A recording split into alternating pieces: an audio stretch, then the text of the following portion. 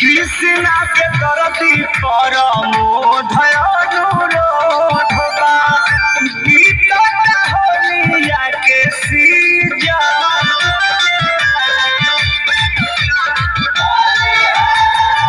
तरसत रंग बिना अंग है सुधारका कोटि लहानवा के गीजा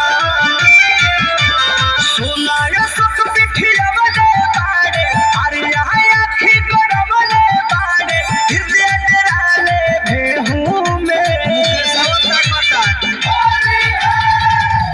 अरे रहरी में बहारी गिरावाला आहे दियाला लोचावाला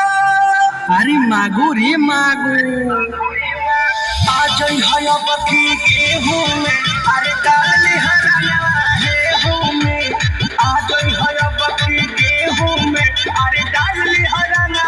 गेहूं में सरसों में परसों लगावले बाड़ा ऊपर ऊपर भी जमले बाड़ा अब जली जली हाँ गेहूं में अरे रहरी में बहारी गिरावाला